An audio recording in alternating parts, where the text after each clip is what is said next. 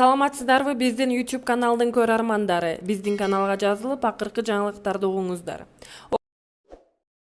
Өзүңүздөр көрсөңүздөр керек, Шайлообек Атазовдун кайрылуусун экс-депутат мандатынан ажыратылган Нурланбек Шакиев тууралуу өтө катуу кайрылуу жасаптыр. Ошол кайрылуудан сиздерге бир түшүндүрмө катары мисал келтирип айтып берсем, парламенттин кара жолтой Шакиевдин саткындыгы деген билдирүү жасаптыр.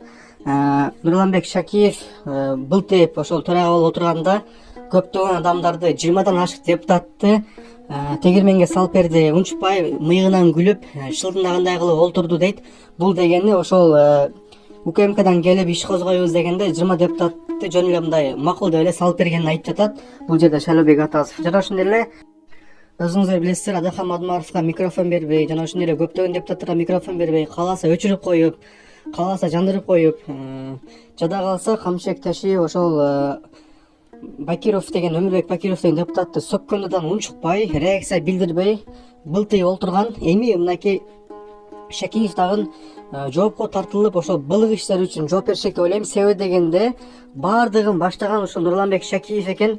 Бул жөнүндө ачык айкын мынакей Шайлообек Атазов айтып берип жатат. Эмнеге дегенде Нурланбек Шакиев депутаттарды кабинетине чакырып алып, эгерде мени укпасаңар, Шайлообек Атазовдай кылып силерди иш козгоп калматамы, мени уккыла деп депутаттарды чакырып алып коркуткан экен. Жана ошондой эле шайлоодо көптөгөн депутаттарды бышка каттаттырбай, мени уккан гана депутаттар, мени сыйлаган депутаттар гана жогорку кеңешке депутат болуп келет деп ошентип сүйлөгөн дагы жайы бар экен.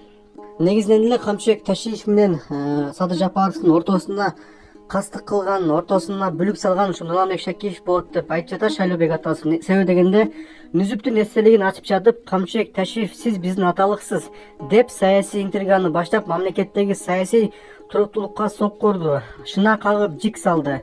Анда бүгүнкү күндүн шералысы ким деген суроо коомчулукта пайда болду. Андан Нүзүп аталыктын тагдыры кандай аяктайт деген суроо эл арасында жаралды. Шакиев бул сөзү менен эки досунун ынтымагына жарака салды деп мынакей Шайлообек Атазов айтып жатат. Туугандар, сиздер кандай ойлойсуздар? Ушул Нурланбек Шакиевди калыс спикер болбогон үчүн Шайлообек Атазовдун, Адахан Мадмаровдун жана ошондой көптөгөн наразы адамдардын бейкүнөө камалып кеткен адамдарга дагы тиешеси бар деп атат. Мүмкүн ошол адамдардын каргышы тийдиби? Кандай ойлойсуздар? Ушул боюнча сиздерден өзүңүздөрдүн ой пикириңиздерди комментарийге жазып коюңуздар. Нурланбек Шакиев кандай төрага болду, кандай спикер болду сиздер